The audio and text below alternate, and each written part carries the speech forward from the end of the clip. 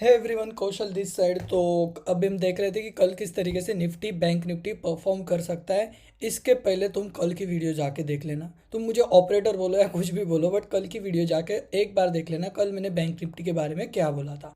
मैंने कल एक ही चीज़ बोली थी कि इन केस अगर तुम्हारी ये वाले जो लो है, अगर ये होल्ड कर देता है यहाँ से बैंक निफ्टी, तो आराम से बैंक निफ्टी ये जो पुराना वाला पाइवोट है, इस पाइवोट तक आराम से आ सकता है। लगे तो आप भी अभी कल की वीडियो जाके देख लेना।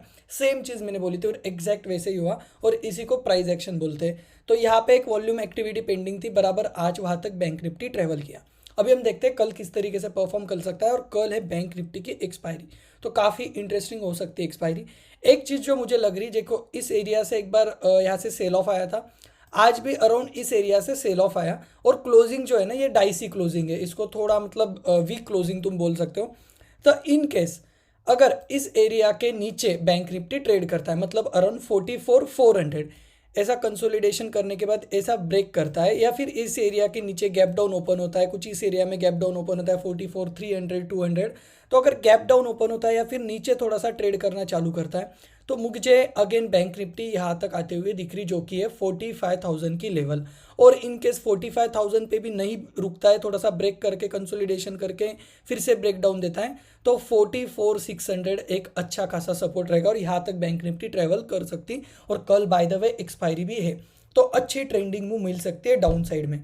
तो ये हो गया डाउन साइड का व्यू। तो इसमें सिंपल है कि इस एरिया से क्योंकि सेल ऑफ ट्रिगर हुआ है और आज एंड में क्लोजिंग डाइसी आई है, तो इन केस अगर कल ट्रेंड को कंटिन्यू करता है तो धीरे धीरे धीरे धीरे गिर सकता है। 45,000 का हमारा फर्स्ट टारगेट रहेगा, और 44,600 700 इस लेवल से यहाँ से एक बाउंस फिर आ सकता है। इन केस इस लेवल को भी ब्रेक डाउन करता है तो हम फिर भी पार्टिसिपेट नहीं करें, क्योंकि इस एरिया से मुझे लगता नहीं, यहाँ से या फिर इस एरिया से एक वॉल्यूम एक्टिविटी पेंडिंग है, तो इस एरिया से एक बाउंस आ सकता है। तो यहाँ पे ट्रेड लेने का कोई पॉइंट नहीं रहेगा।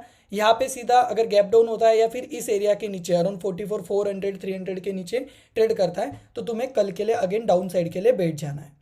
अभी हम देख लेते हैं थोड़ा सा बुलिश एनालिसिस। बुलिश एनालिसिस मतलब ये देखो, ये जो एरिया था, ये एरिया एक रेजिस्टेंस एरिया था, और यहाँ पे एक वॉल्यूम एक्टिविटी पेंडिंग थी।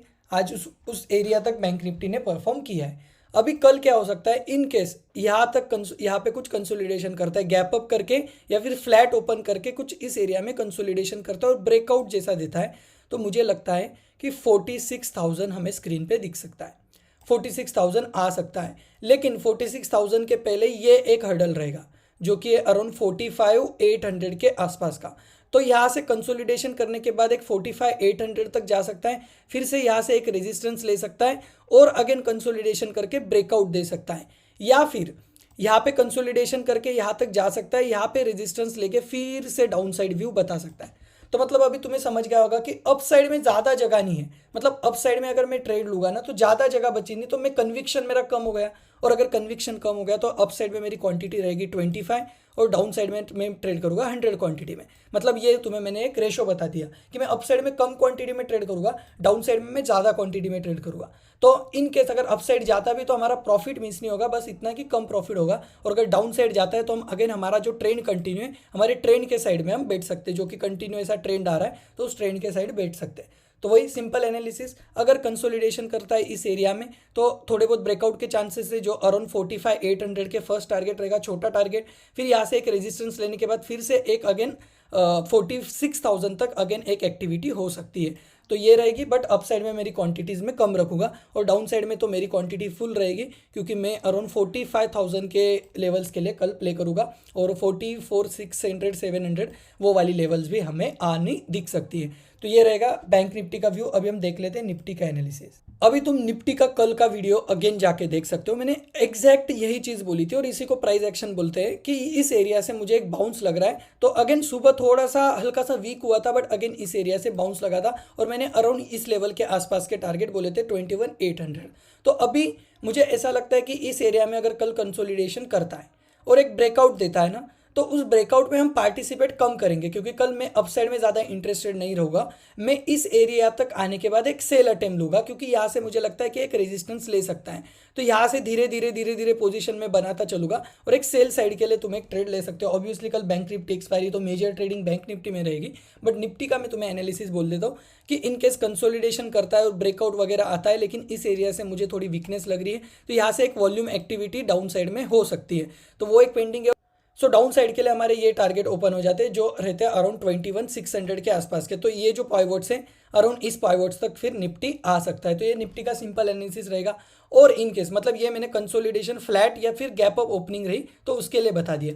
इन केस अगर कल गैप डाउन ओपनिंग होती है, इन केस अगर कोई गैप डाउन ओपन होती है और इस लेवल के आसपास जो कि 21 अराउंड 700 के लेवल, अगर इसके नीचे निफ्टी ट्रेड करता है और कुछ इस तरीके का प्राइस एक्शन बनाता है, तो हमें ट्रेंड के साइड बैठना है और अगेन हमें सीधा 21,600 के टारगेट मिल सकते हैं।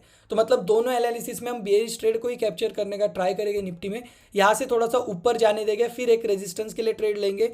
और इन केस ये जो एरिया है जो कि 21,800, इस एरिया से यहाँ पे कंसोलिडेशन करता है और कोई रेजिस्टेंस नहीं लेता है और ब्रेकआउट देता है, इस पुराने वाले टारगेट तक फिर निफ्टी आ सकता है जो कि है अराउंड 22,000 के, और जो एक राउंड नंबर भी है। तो फिर यहाँ तक के लिए निफ्टी ट्रेवल कर सकता है। अगेन एक दिन में इतने बड़े टारगेट आएंगे नहीं है, यहाँ से ब्रेकआउट देगा, थोड़ा सा अपसाइड जाएगा, थोड़ा सा पुल बैक लेगा, फिर अपसाइड जाएगा, फिर पुल बैक लेगा, कुछ इस तरीके से टारगेट आ सकते हैं। क्योंकि ये जो बॉक्स है, इस बॉक्स में एक वॉल्यूम एक्टिविटी हुई थी और अगर इसका ब्रेकआउट दे रहा है तो मतलब हमारा ये जो पुराना वाला पाइवोट है यहाँ तक निफ्टी ट्रेवल कर सकता है। तो इन केस अगर यहाँ पे कंसोलिडेशन करके ब्रेकआउट करता है तो मेरी क्वांटिटी रहेगी 25, मतलब मैं कम क्वांटिटी में ट्रेड करूँगा।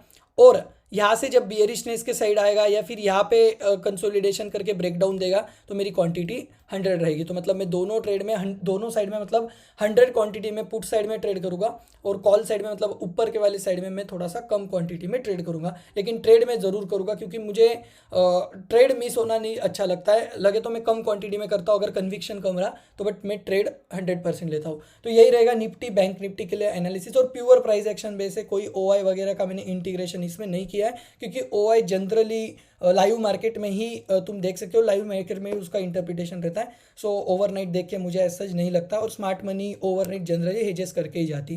सो दैट्स इट, यही रहेगा टोटल ओवरऑल एनालिसिस कल के लिए। बाय बाय, टेक केयर, ध्यान रखिए सब लोग अपना और अच्छे से ट्रेड करिएगा, अच्छी एक्सपायरी हो सकती है।